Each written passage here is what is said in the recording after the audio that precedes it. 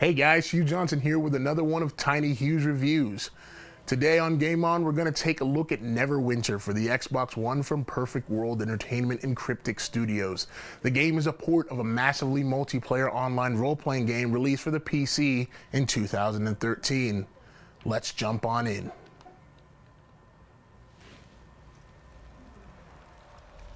It's time to roll initiative. Neverwinter for the Xbox One brings the joy and imagination of the iconic tabletop role-playing games Dungeons & Dragons to the home console. Because when you're in a small room with a bunch of sweaty friends, what's better than pretending to be a half-orc warrior who wields a massive sword in both hands? Wait, I got it. Pretending to be a half-orc warrior who wields a massive sword in both hands with a bunch of people on the internet, wait for it, for free. That's right, Neverwinter is available to all Xbox Live Gold members for the low price of nothing at all.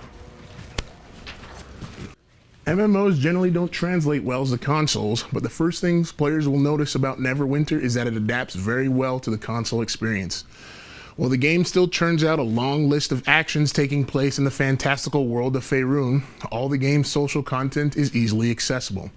Want to join a party? Want to trade with a fellow adventurer? Simply hover over someone's name. The game's control scheme is pretty solid. Given that consoles have far less buttons and controls than keyboards, Perfect Worlds has gamers press combination of buttons to access certain content. For instance, if I want to use a potion, I click one of the buttons on the D-pad. If I want to access my inventory, I hold left bumper and left on the D-pad. Neverwinter plays out like many MMOs in terms of content. You journey a fantastical world, doing quests in order to gain levels and ability and collect loot. The quests are standard fare.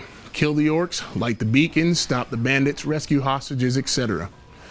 The game places its content against the backdrop of a familiar D&D framework. Those who understand the Dungeons & Dragons system will have no problem understanding the way the game handles abilities, feats, powers, and paths. Neverwinter gives players 8 classes and 8 races to choose from, ranging from the sneaky but deadly Halfling Trickster Rogue to the unstoppable tank that is the Dwarven Guardian Fighter. 8 classes and races may not seem like a lot, but the game allows players to choose and customize their ability skill set to their liking. Neverwinter gives gamers the option to choose which abilities are keyed on which button combination, and Paragon Paths give characters an extra boost, which enable players to customize their characters even further. So as I jump into the world right here, you're going to see my character. He's named Martavis. That's right, Martavis. That's an awesome name. I'm here with my guardian, my companion Petya. He heals me. He's kind of like my sidekick. So as I come out of my campfire here, I'm going to talk to this little lady here. She's going to give me my quest. Continue, yada, yada, yada. Now, as I see this person, like I said, I'm going to hover over her, see if she wants to trade, if she wants to join a party, nothing. So now I'm going to venture out into the world. This place is called Black Dagger, and it's filled with pirates and bandits of all sorts.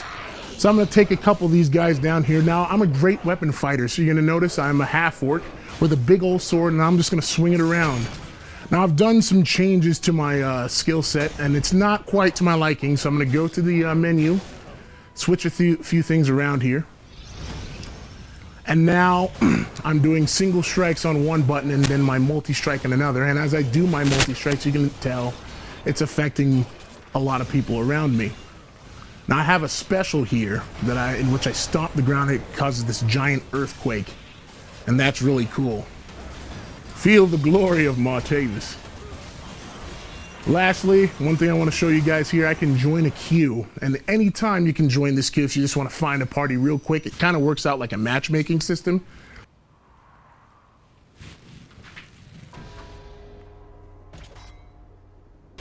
It's time to put those controllers down and recap. For the pros, Neverwinter has a ton of content ranging from the game's numerous areas, quests, and factions to a full-fledged campaign that gamers can experience once they're high enough level. With a level cap of 60 for right now, there's plenty to do in the world. You gotta give the game credit for making a really easy and seamless transition from the PC to the console. MMORPGs are very complex, and somehow the Perfect World Entertainment has managed to simplify such a comprehensive experience into the console framework.